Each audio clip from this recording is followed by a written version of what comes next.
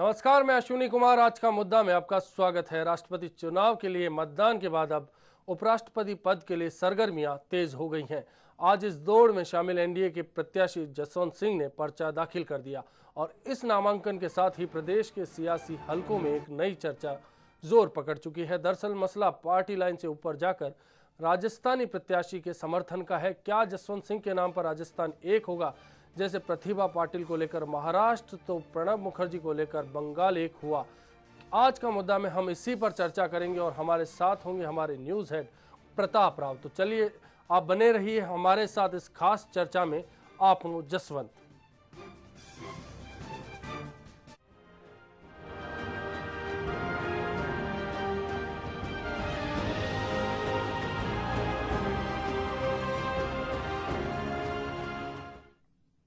देश के 3 बड़े पदों राष्ट्रपति, उपराष्ट्रपति और प्रधानमंत्री में से महज एक बार राजस्थान को उपराष्ट्रपति का पद मिला है। राजस्थान देश का सबसे बड़ा राज्य है, फिर भी शीर्ष राजनीति में राजस्थान पिछड़ जाता है।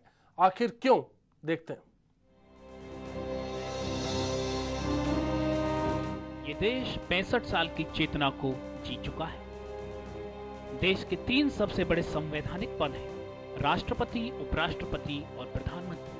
लेकिन राजस्थान को अब तक केवल एक बार उपराष्ट्रपति का पद मिला है। राजस्थान देश का सबसे बड़ा प्रांत है। राजस्थान की क्षमताएं भी बहुत हैं, लेकिन जब देश की राजनीति के शीर्ष पदों पर राजस्थान की भूमिका के बारे में सोचते हैं तो केवल मायूसी ही हाथ लगती है। कारण साफ है, मिला भी तो केवल एक उपराष्ट्रपति का पद ही है। अपनी दमदार शख्सियत, मेहनत और जज्बे से केवल भैरव सिंह शेखावत ही उपराष्ट्रपति बन पाए। भैरव सिंह शेखावत राष्ट्रपति का भी चुनाव लड़े, लेकिन जीत नहीं पाए। राजस्थान सांस्कृतिक रूप से संपन्न है, समृद्ध है, खनिजों की दृष्टि से संपन्न है, औद्योगिक परिदृश्य में भी तेजी से उभरता हुआ राज्य है। राज्य के उद्योगपति देश के विकास में महती भूमिका निभाती है। लेकिन इसके बाद भी देश की राजनीति के 3 सर्वोच्च पदों में से राजस्थान को केवल एक बार ही उपराष्ट्रपति का पद मिला है। निश्चित तौर पर यह एक गंभीर चिंतन, मनन और अमल करने योग्य विषय है कि इतना महत्वपूर्ण राज्य होने के बाद भी देश की शीर्ष राजनीति में राजस्थान की भूमिका इतनी छोटी क्यों रही? क्यों राजस्थान से आज तक कोई राष्ट्रपति नहीं बन पाया? क्यों राजस्थान से कोई प्रधानमंत्री नहीं बन पाया?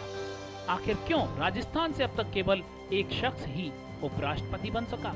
ऐसे बहुत से सवाल खड़े होने लगे हैं। Bureau report, HBC news. दरअसल सक्रिय राजनीति में बिहार और यूपी जैसे राज्य ही दरअसल भूमिका निभाते आए हैं। वहीं महाराष्ट्र और बंगाल ने भी वक्त वक्त पर अपनी ताकत दिखाई है। मसलन प्रतिभा पाटिल और प्रणब मुखर्जी ने के जो चुनाव थे उनमें विरोधियों को एक कर दोनों ने राज्यों को भी एक किया। देश के दूसरे राज्यों के राजनेता जो सक्रिय राजनीति में महत्वपूर्ण भूमिका निभाते आए हैं, वे हमेशा महत्वपूर्ण पदों को भी हथिया लेते हैं और ये राजनेता अपने हितों की पूर्ति करने के लिए, कुर्सी प्राप्त करने के लिए साम दाम भेद दंड सभी तरह के जुमलों को अमल में लाते हैं।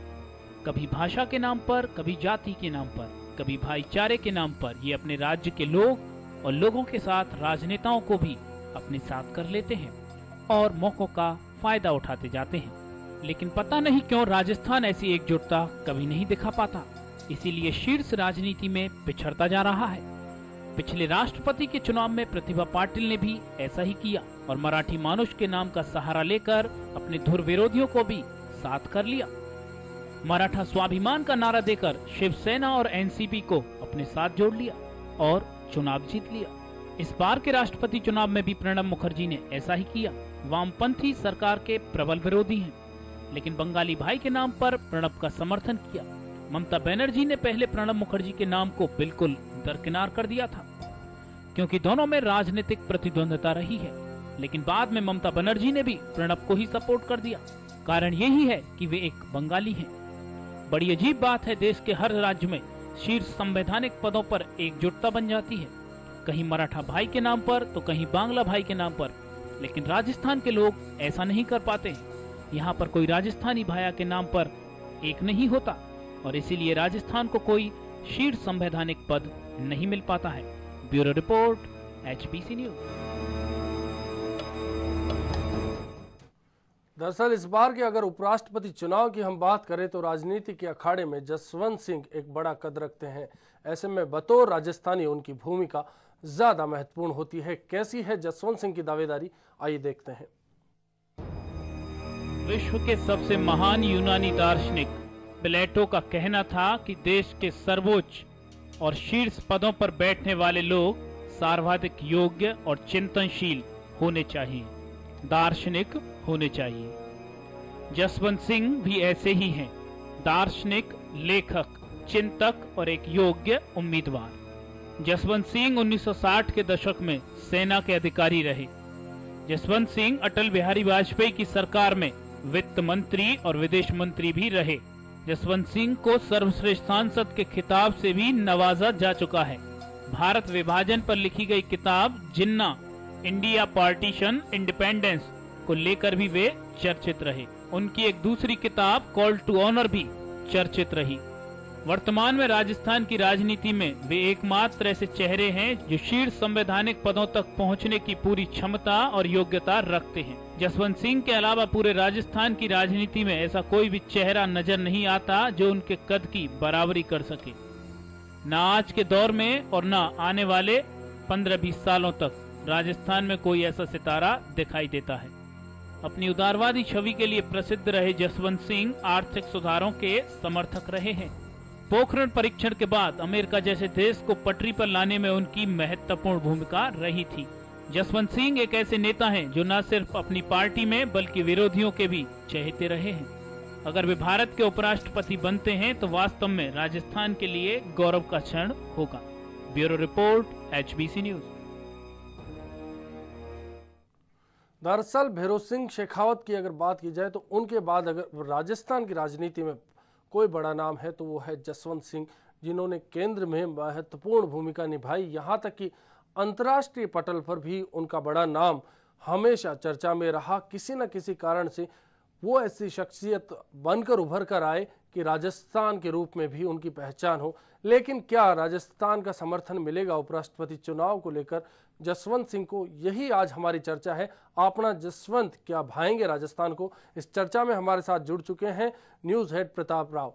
प्रताप जी, जिस तरह की शख्सियत है जसवंत सिंह जी, जिस तरह का कद है उनका, चाहे केंद्र हो, जिस तरह की भूमिकाएं आज तक उन्होंने निभाई, क्या लगता है कि राजस्थान उनके नाम पर एक होगा?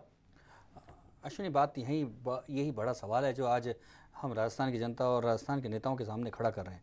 सबसे बड़ा सवाल यही है कि लंबे समय बाद भैरों सिंह एक कद्दावर नेता थे। जी बिल्कुल। उसके पहले भी राजस्थान में बड़े बड़े नेता हुए, लेकिन न जाने किन कारणों से और राजनीतिक चेतना के शून्यता के कारण और या अलाकमान की जो पीठ तपाई नहीं मिलने के कारण कोई भी बड़ा नेता दिल्ली की राजनीति तक नहीं पहुंच पाया, या राजस्थान की राजनीति की लगातार जो उपेक्षा होती रही उसके कारण भी यहाँ के बड़े बड़े कद्दावर नेता यहीं के होकर यहीं खत्म हो गए।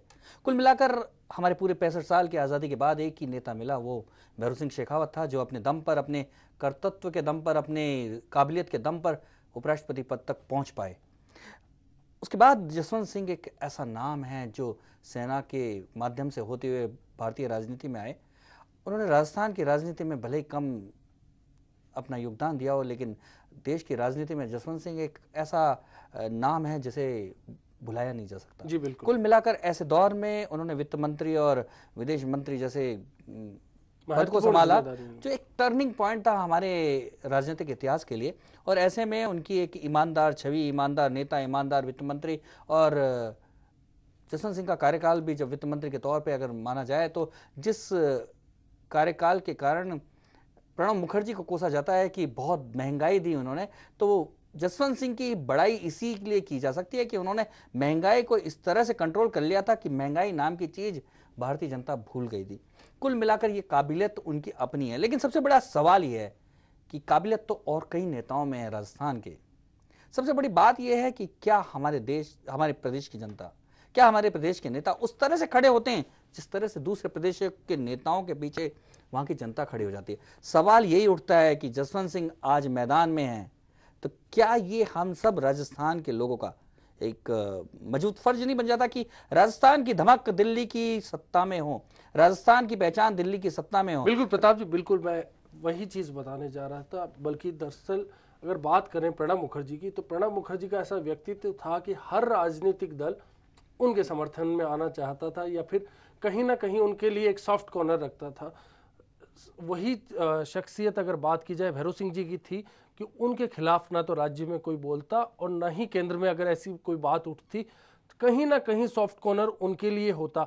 और ये तमाम संभावनाएं जसवंत सिंह में भी दिखती। यही कारण है कि जब राष्ट्रपति पद का सवाल उठा तो कहीं ना कहीं राजग के जो दो घटक हैं, चाहे वो जी यहाँ बात दूसरे दलों के समर्थन की नहीं है। यहाँ यहाँ जो बात उठने की बात है वो ये है कि क्या राजस्थान की जनता हारे चाहे जीते, क्या राजस्थान की जनता जसवंत सिंह के पीछे आज खड़ी होगी? क्या खड़ा नहीं होना चाहिए आज हमें? क्या हमारे सांसदों पे दबाव नहीं बनाना चाहिए? क्या हमारे सांसदों को यह नहीं बताना चाहिए कि राजस्थान की आवाज दिल्ली की सत्ता में मजबूत हो? इसके लिए बहुत जरूरी है कि जसवंत सिंह जैसा अपना आदमी, अपना जसवंत दिल्ली की सत्ता पे हो। आज हम सब जानते हैं कि आज सभापति, राज्यसभा का सभापति आज केवल रबर स्टैंप नहीं रह गया है। आज राज्यसभा का सभापति बहुत ही एक कार्यशील राजनेता के तौर पे उभर पड़ा है। जो संविधान में जो कहा गया कि राष्ट्रपति उपराष्ट्रपति के पद केवल रबर स्टैंप की तरह जो एक दिखते हैं, लेकिन जो गठबंधन की राजनीति में राष्ट्रपति के साथ साथ उपराष्ट्रपति, विशेषकर सभापति का पद, राज्यसभा के सभापति का पद बहुत ही ज्यादा संवेदनशील हो चुका है। ये हमने देखा है कि किस तरह से लोकपाल बिल के मामले में किस तरह से हमीद अंसारी ने निर्णय करके सरकार को बचा लिया था। तो कुल मिलाकर सरकार को अभी इस पद की बड़ी जरूरत रहती है। ऐसे में जब ये पद बहुत महत्वपूर्ण हो जाता है तो निश्चित तौर पे उस पद पर बैठा हुआ आदमी सरकार पे भी और राजनीति पे भी और देश की राजनीति पर भी असर डाल सकता है। बिल्कुल, कहीं ना कहीं इसमें गठबंधन की राजनीति भी हावी होती नजर आती है। ऐसे में क्या हर बड़ा राजनेता अपने क्षेत्र को फायदा करता है? अगर जसवंत सिंह उपराष्ट्रपति बनते हैं तो क्या राजस्थान को फायदा होगा? देख लेते हैं। वैसे तो जसवंत सिंह एनडीए के उम्मीदवार हैं, लेकिन सबसे अहम पहलू ये है कि वे राजस्थान का प्रतीक हैं। इसलिए राजस्थान के जनप्रतिनिधियों की ये कोशिश होनी चाहिए कि वे दलगत राजनीति से ऊपर उठकर सोचें। उपराष्ट्रपति का निर्वाचन एक ऐसे निर्वाचक मंडल के द्वारा किया जाता है जो कि संसद के दोनों सदनों से मिलकर बनता है। उपराष्ट्रपति का निर्वाचन राज्यसभा तथा लोकसभा के सदस्यों के द्वारा किया जाएगा। राज्य विधानमंडल के सदस्य इसमें भाग नहीं लेते हैं। यह निर्वाचन अनुपातिक प्रतिनिधित्व पद्धति के अनुसार एकल संक्रमणी मत तथा गुप्त मतदान के द्वारा होता है। इस बार उपराष्ट्रपति के निर्वाचन में 790 निर्वाचक वोट डालेंगे। ज्यादातर राजनीतिक दलों ने अभी तक ये तय नहीं किया है कि वे किसे वोट करेंगे। राजस्थान में लोकसभा के 25 और राज्यसभा के 10 सदस्य हैं। अगर ये सभी सदस्य एक साथ जसवंत सिंह को वोट डालते हैं तो पूरे चुनाव पर सीधा असर पड़ेगा और जसवंत सिंह का दावा भी मजबूत होगा। ऐसे में राजस्थान के सभी सदस्य, चाहे वे किसी भी राजनीतिक दल के हों, ये नैतिक जिम्मेदारी होनी चाहिए कि वे जसवंत सिंह को न सिर्फ वोट करें बल्कि लॉबिंग भी करें। कुल मिलाकर इस बार बात अपना प्रत्याशी की है, तो कहीं ना कहीं अपना प्रत्याशी के लिए जरूरी है कि आपने लोग, मतलब हमारे राजस्थान के जो नेता हैं वो वोट करें।